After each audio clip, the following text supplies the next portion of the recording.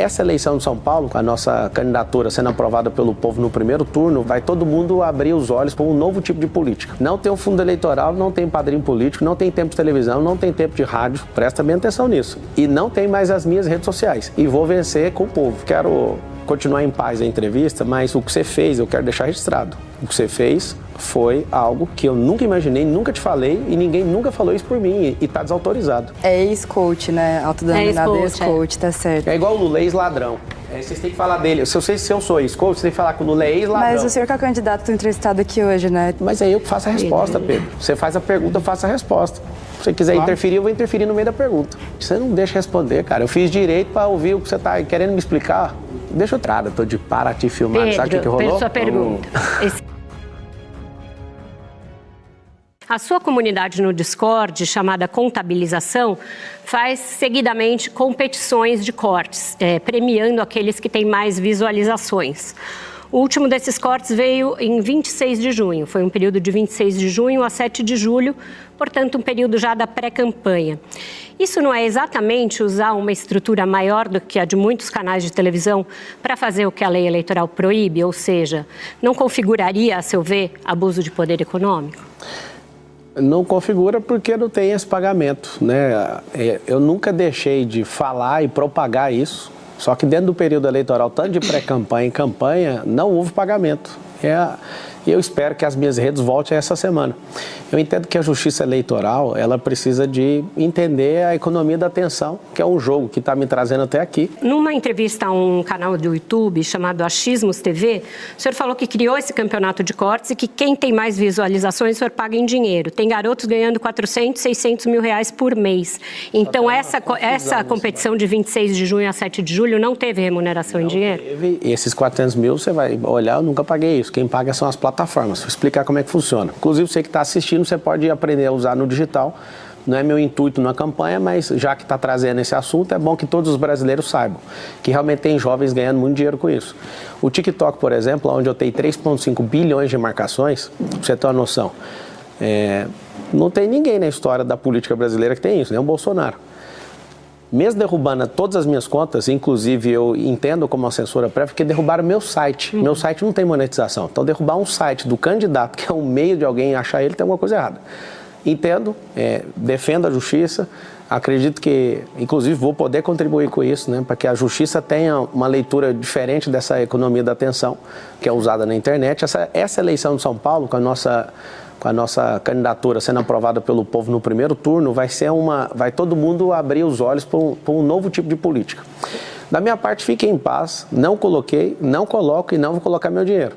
Não tem um fundo eleitoral, não tem padrinho político, não tem tempo de televisão, não tem tempo de rádio, presta bem atenção nisso. E não tem mais as minhas redes sociais. E vou vencer com o povo, do mesmo jeito. Não tendo todos esses atributos, eu tive a liberdade ceifada de poder usar os meus canais, que as pessoas que confiam em mim.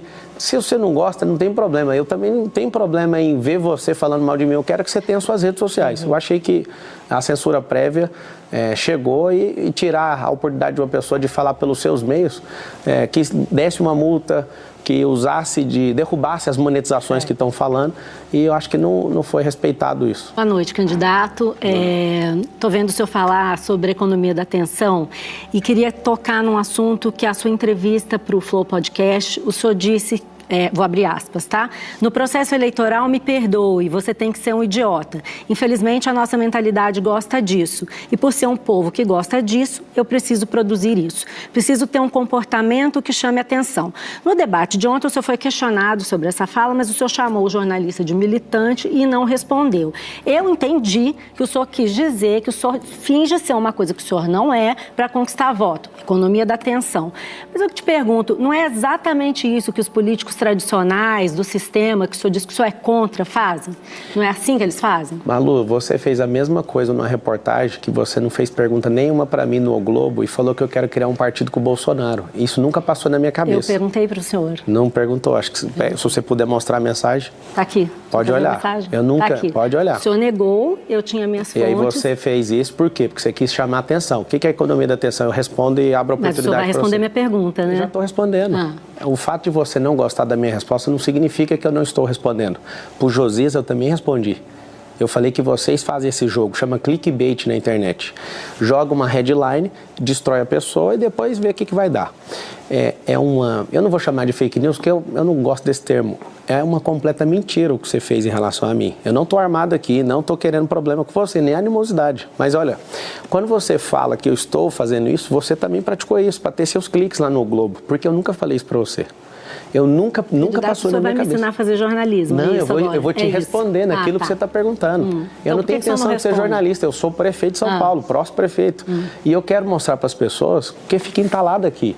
Eu não me importo o que você publica e quero que você tenha liberdade de fazer isso. A sua versão foi registrada na reportagem. E eu estou te falando, eu quero que você prova, porque nunca passou. Você usou a expressão, o Pablo está imaginando criar um partido, e você escreveu partido de coach, eu nem sou coach.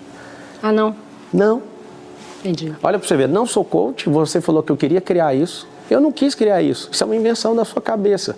E estou falando aqui com o maior... Você não entende como funciona o jornalismo. Não, você pode fazer. Eu acho que a gente deve se entrar na pergunta de agora, exatamente, né? Exatamente. Eu já acabei de responder. Você usou a economia da atenção. Não foi isso que eu perguntei. Eu perguntei se o senhor não acha que isso é uma coisa de político tradicional, que finge que é uma coisa para poder conquistar voto. É verdade. Isso que então o senhor acha que o eleitor é idiota ou não? Deixar ele responder. Claro que não, hein? Ué, foi o que o senhor falou. Não, se bem que é para acreditar em quem, então? Se bem que você trouxe uma situação assim. Quem votou no Lula deve ser idiota. Só pode, porque tudo que foi feito, o roubo daquele, mais de 1 trilhão, mais de 10 processos, 9 anos de condenação, 3 instâncias, 580 dias de cadeia. Ele agora, com 2 anos, não vejo ninguém falando do rombo de 1 trilhão fiscal. Colocou 10 novos impostos. Ela só pode ser um idiota para votar na pessoa de novo. E para votar no senhor, não? Não sei, a pessoa vai ter que testar. Ela vai ter que colocar alguém diferente, alguém que é gestor, alguém que é social, que é o que eu provo. Eu faço com o meu dinheiro, não faço com o dinheiro público.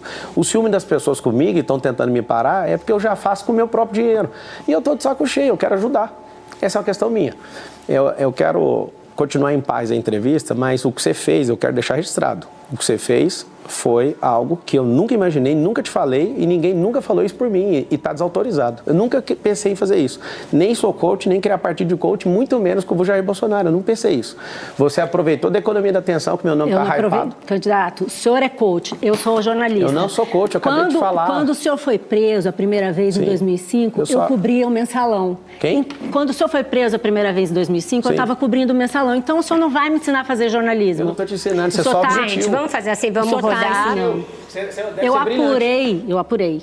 Apurou aonde? Com as pessoas que Quais? Fala o nome. Que fala... Bom, o nome. Senhor candidato, existe um instituto no jornalismo que o senhor conhece bem, que é off, né? Não, mas tudo bem, acho que a entrevista não é sobre isso. O senhor é um ótimo coach e eu faço meu papel como jornalista. Qual insistência sua em falar que eu sou coach? Tá bom, vamos rodar.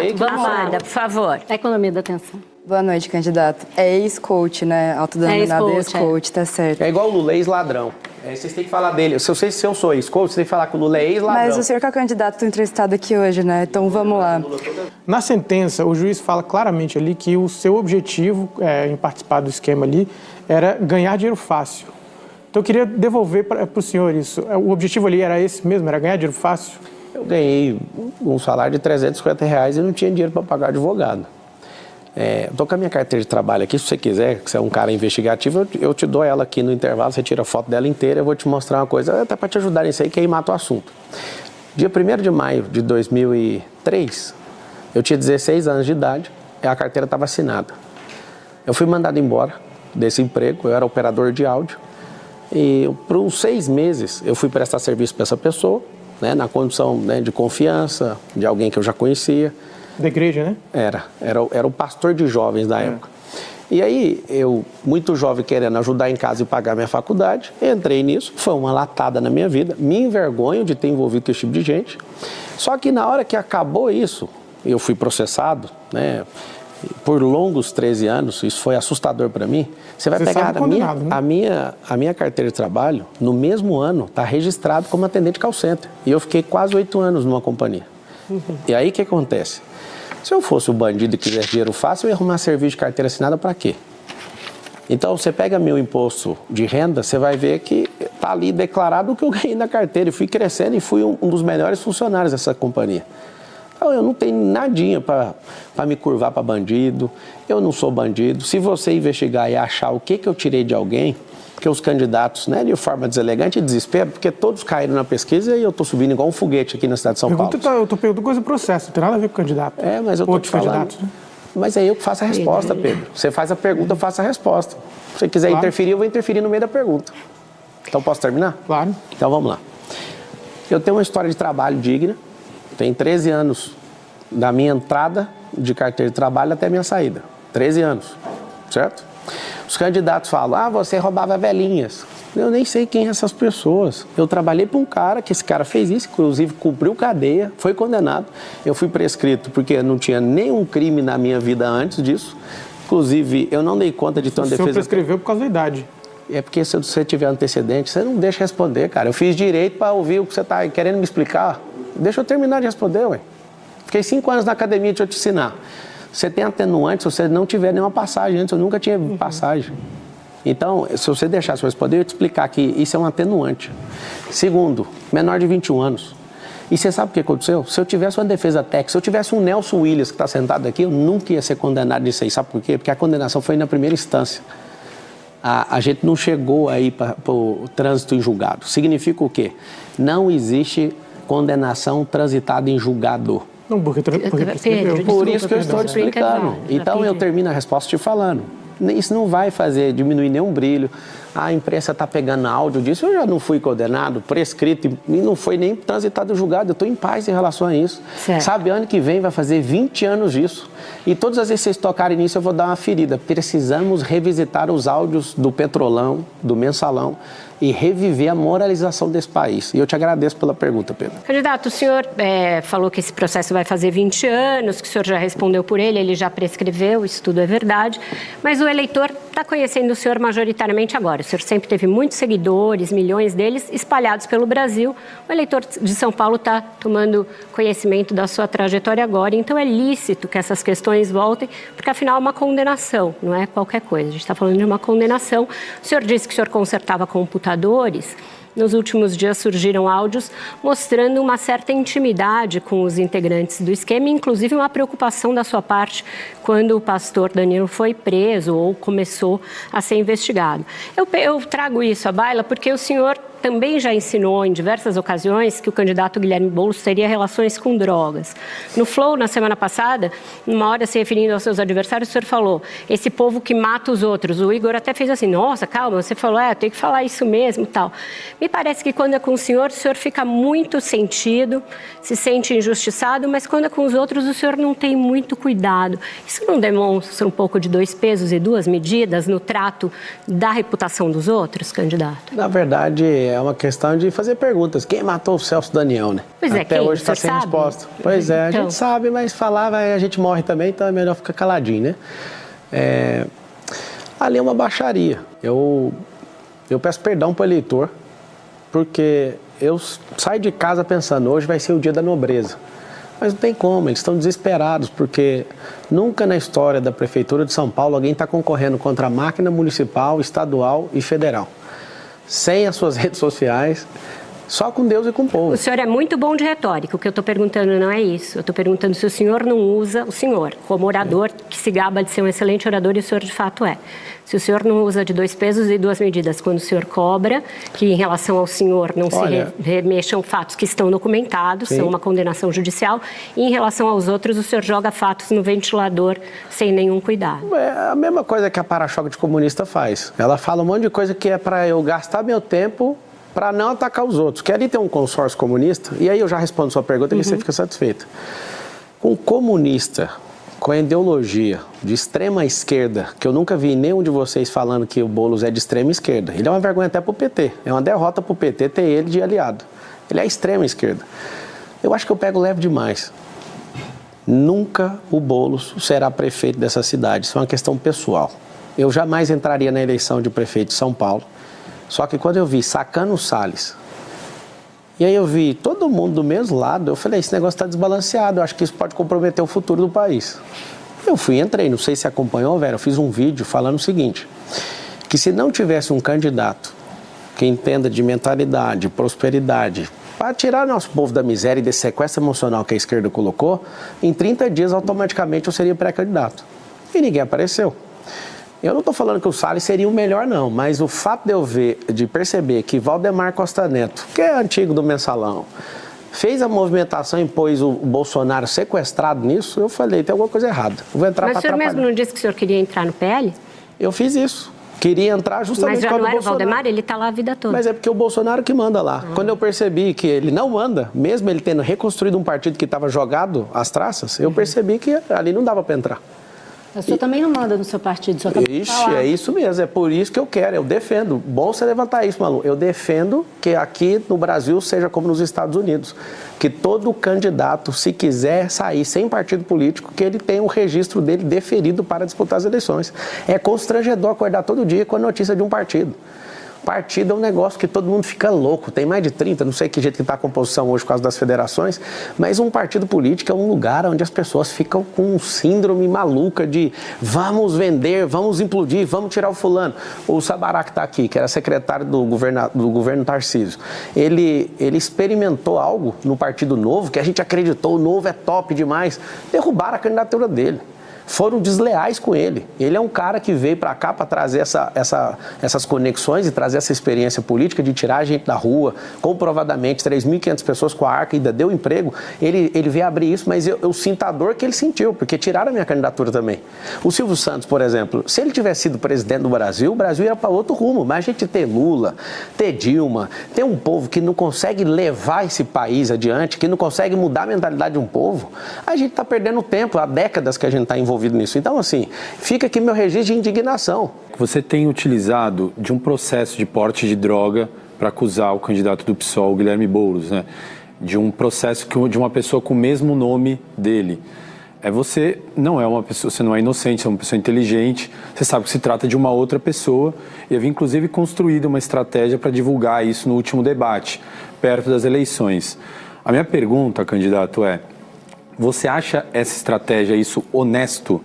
Se fosse contra você ou contra alguém da sua família, você acharia justo uma estratégia dessa, montada de fazer essa associação de uma pessoa? Pedro, onde você viu eu usando esse processo? Aonde você viu eu usando esse processo? Eu ouvi você fazendo acusações. Fala aí, aonde que você ouviu eu usando o processo? É mentira, então, o processo? Não, eu quero saber Não, quero saber, então, qual que é a prova. É o seguinte, como o Boulos está apavorado e não aparece com o toxicológico, calma que eu tô aqui, eu vou resolver isso aí. Tem uma entrada num hospital, calma que eu falo para todo mundo, né? Eu acho que a gente está batendo recorde aqui, agradeço todo mundo e faz um M28, tira um print, põe no... Vamos responder a pergunta. Eu estou respondendo. Tem limite a pergunta? Que é Roda Viva? Não, tem limite de tempo a pergunta? Não tem não, você pode responder à vontade, mas agora essa coisa de faz o M no Roda Viva, eu acho que é meio incabível. É a única arma que eu tenho, entendeu? Eu não vou esquecer isso. Mas o senhor está dando uma entrevista num programa que tem 38 anos. Eu estou liderando a pesquisa, estou liderando a pesquisa de intenção de voto por ser a pessoa que usa essa ferramenta. Então vamos lá, o senhor estava respondendo. A resposta foi, eu te perguntei onde eu usei, você viu usando aonde? E aí eu te voltei, cadê a prova então? Eu não usei esse processo, cara. Então, mas eu te perguntei como é que você acusa então, candidato? Acho uma publicação minha. Você não tem falado que o acusado ele... Eu vou mostrar o que eu tenho no último debate. Agora, você assistiu o debate ontem? Fiz a pergunta para ele. Por que no último debate? Porque o brasileiro esquece em 2 semanas, Malu. Não dá para usar isso agora. O senhor repete sempre, não vai esquecer. Então, eles estão falando que eu sou um monte de coisa, então tem que segurar. Eu estou jogando, é um jogo. O senhor tem filhos, é casado e se jacta muito da sua família e usa o fato de ser um homem de família. O senhor acha justo que as filhas dele fiquem até o último debate esperando para saber se o senhor tem alguma coisa em relação ao pai dela? Deve ser muito ruim ser filho do Boulos. Alguém que muda o caráter em cada eleição, alguém que agora converteu na Assembleia de Deus, alguém que quer descriminalizar as drogas. Ele não se converteu à Assembleia de Deus. Então que fique claro aos evangélicos que ele não converteu, ele foi lá só pedir voto naquilo que ele não acredita. Obrigado, Vera, você me ajudou nisso aí. Não, ele não disse que se converteu, o senhor está criando um outro fato que não tem. Eu queria alguém testificando, você me ajudou, era isso que eu precisava. Eu não ajudei o senhor, só dei um fato, aqui a gente faz isso. Mas de onde você tirou então que o Boulos cheira cocaína? Cara, por que ele correu das perguntas todas as vezes? Vocês estão perguntando mais do que ele. Porque se o senhor pesquisar cheirar cocaína, eu pulei de paraquedas, eu não preciso responder. Aqui no Brasil? O presidente Bolsonaro, ele está apoiando o Ricardo Nunes, ele indicou o vice do Ricardo Nunes, que é o Coronel Mello. O governador Tarcísio está fazendo também campanha para o Ricardo Nunes. Eles são comunistas também, presidente Bolsonaro e Tarcísio? É por isso que o eleitorado bolsonarista todo passou para o meu lado. Porque a direita não tem dono, a liberdade não tem dono. A liberdade não é um gado. Apesar da gente mover esse país com agro, que eu também sou do agro, sou fazendeiro, a gente não é gado. Mas eles são comunistas? Eu não sei qual que é o problema do Valdemar tá convencendo o Bolsonaro até hoje. Agora, ele falou com a própria boca. O Nunes não é o meu candidato dos sonhos. E me elogia logo em seguida. Cria um alvoroço, aí tem que falar alguma coisa. Aí põe um filho 1 para bater, filho 2. A gente se resolveu e tá tudo certo. Você pode perceber que depois que eu conversei com todos os cenários, não tem ninguém me atacando mais. Por quê? Porque estava tendo um prejuízo para a figura do Bolsonaro e do movimento de direita. Mas eu não entendi. Isso quer o voto dele mesmo ele sendo comunista? Cara, eu quero o voto do povo. O voto do Bolsonaro é 1. O do povo, eu preciso de 3 milhões de votos. Uma punição contra esses candidatos Zé Ruelas que estão aí. Vamos. Candidato, já que o senhor está falando do movimento de direita, tem um assunto que eu acho que interessa muito para o eleitor de direita e muita gente gostaria de saber o que aconteceu exatamente. É sobre o episódio em que o senhor se recusou a dar uma entrevista para um canal de direita do Paulo Figueiredo, porque o senhor não queria que fizessem perguntas sobre o Alexandre de Moraes. Eu queria saber por que o senhor tem medo de enfrentar o Alexandre de Moraes? Eu não tenho, porque eu não tenho problema nenhum com ele. Quem tem é um partido. Por que o senhor não quis falar do Alexandre de Moraes? Eu criei uma estratégia, vou te contar exatamente do jeito que foi.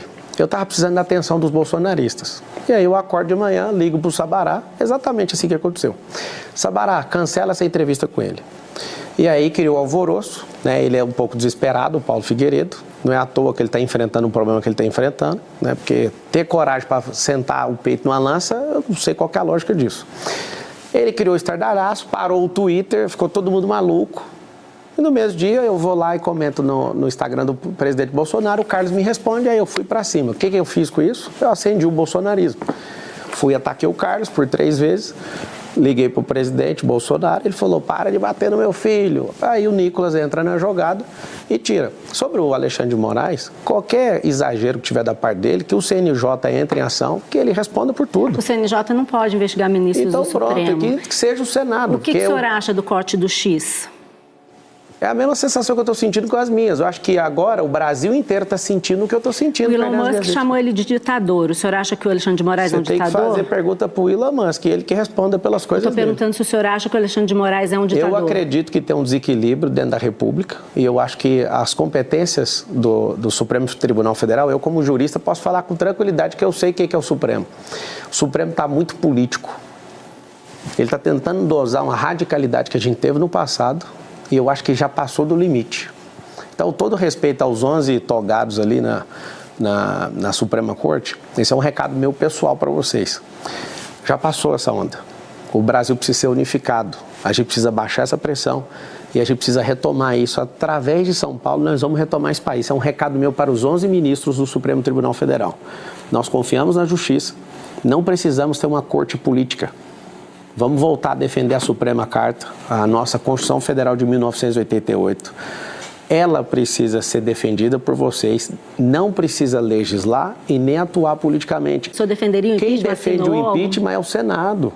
Mas qual que é a sua opinião? A minha opinião é que tem que ser apurado. Vocês divulgaram na Folha que assessores fizeram isso? O que eu vi hoje, que eu estou acompanhando? Vão chamar no Congresso Nacional. O segredo não é vamos criar ruptura o tempo inteiro. O Brasil já passou 2 processos de impeachment. Certo. Esses 2 processos criaram rupturas institucionais. O que eu defendo? Devido ao processo legal. Ah, vai impeachment. Isso aí quem define é o Congresso Nacional. Agora, parabéns, foi bem assertivo, não sei se foi o Nicolas que pediu, precisa ouvir todas as denúncias. E aqui vai os parabéns para a Folha de São Paulo. Ela publicou as denúncias, teve coragem de fazer isso. Parabéns. Certo. Agora, tem que ter um outro ator, Congresso Nacional. Vai lá e entende o que está acontecendo. De novo, o impeachment não é jurídico. Para você que está aqui em São Paulo e no Brasil inteiro, você tem que aprender o seguinte. Eu fiquei 5 anos na Academia de Direito. Quando você viu a Dilma sendo impeachmentada, ela não estava sendo impeachmentada por o direito, é político-jurídico. O que significa isso? Se não tiver disposição do Senado, o Brasil inteiro pode pedir isso. Não muita gente no mundo político acha que vários dos bolsonaristas, inclusive com quem eu converso, desconfiam que essa sua resistência em falar do Alexandre de Moraes pode ter a ver com aquele áudio que também a Folha publicou, que mostra o presidente do seu partido, Leonardo Avalanche, dizendo que costurou com o Michel Temer e o Alexandre de Moraes a decisão que decretou a intervenção que deu o partido para ele, em consequência permitiu a sua candidatura. O senhor soube dessa negociação? Eu sei que ele conheceu o Temer esses dias. Não faz nem sentido isso. Certo. Vamos prosseguir. Alô, a gente vai prosseguir. Eu fico ouvindo pelo site de fofoca por aí. Agora é o seguinte, eu quero terminar esse assunto aqui. Só tem uma pessoa que me faz sentir temor. Essa pessoa é o Deus vivo, quem me chamou na política, a quem eu curvo a minha cabeça. Não tem ninguém nessa república que eu afino ou vou parar. Deixa eu terminar, por favor. Não existe ninguém nessa república. Agora, eu já estou arrumando problema com o governador do estado. Estou arrumando problema com o prefeito da cidade, com o presidente da república. Eu vou arrumar problema com o STF. Isso não é uma briga minha agora. Daqui 35 dias eu estou eleito, eu vou focar na cidade de São Paulo. E aqui vai meu recado para a Suprema Corte. Vamos fazer uma política diferente. Não dá para ser desse jeito, senão a gente vai atrapalhar o crescimento desse país. A gente tem que olhar o rombo de 1 trilhão que o Lula produziu nesses últimos 2 anos, que é mais de 1 trilhão. Se não frear, se não tiver responsabilidade fiscal, nós vamos perder esse país de novo e vai ter que acordar um povão e levantar contra esse governo do PT de novo. Só pergunta. Candidato, o senhor foi na CNN, acredito, e teve uma briga ali, enfim, com a jornalista. E depois ela comentou, ela postou no blog dela, que terminou a gravação, que era ao vivo ali, enfim. O senhor chegou nela e falou assim, desculpa ali, meu jeito, era para os cortes. Essa grande pira dos cortes que o senhor comentou que foi o que trouxe... colocar no primeiro lugar nas pesquisas, é isso mesmo, falei isso mesmo. Certo, sim, o senhor acabou de dizer isso. Só que isso também implica numa falta de conteúdo e de debate do senhor que é muito assustadora. Então, por exemplo, o senhor não costuma responder nem entrevistadores direito, nem outros candidatos. O senhor vai para entrevista ou debate para fazer corte e não para falar de proposta. Proposta, quem quiser, vai lá no site do TRE. Então, eu queria falar sobre isso. O senhor, 99 páginas. O senhor ontem no debate da TV Gazeta falou exatamente isso. Que debate é um teatro, entre aspas. Deles, né? Meu não, é que eu tô sendo verdadeira, por isso que eu tô gostando. Tá, e que as pessoas têm que ir no site do TRE para ler o plano de governo. Agora você me diz, quem que tem tempo de entrar no site do TRE e ler dezenas e dezenas de páginas de plano de governo de todos os candidatos? Porque não é só o seu. Então, por que você priva os seus eleitores e todos os cidadãos de São Paulo de conhecer os seus projetos, as suas propostas? Isso não é antidemocrático? Vamos deixar ele responder. Só uma correção, cidadãos. Ela tem razão. Ao invés de entrar no site lá para olhar o plano de governo, você vai entrar no Pablo Marcal por SP e você vai ver, está embutido nesses próprios cortes. Estou sem, de novo, fundão eleitoral, padrinho político, tá o presidente e o ex-presidente cada um de um lado, não tem um tempo de TV, vocês vão ter que aguentar os cortes. E, de novo, se vocês não gostam dos cortes, façam perguntas mais tranquilas que... Só que tem muita gente que assiste debate, que assiste uma entrevista como essa de hoje, para justamente conhecer os candidatos. Eu sou feito de estar aqui, eu agradeço. Então, o senhor podia colaborar e responder as perguntas do jeito como... Eu estou respondendo do jeito que eu preciso responder, eu sou o candidato. Mas vamos esquecer o corte um pouquinho? Vamos não. Se você quiser esquecer o corte, eu preciso de ir embora. Se você quiser, eu posso levantar e sair. Você não vai... Eu não tenho marqueteiro, não tenho dinheiro para pagar marqueteiro não, para ficar contando piada, fazendo gracinha. Eu estou aqui com a cara e com a coragem, igual todo mundo quer vencer na vida.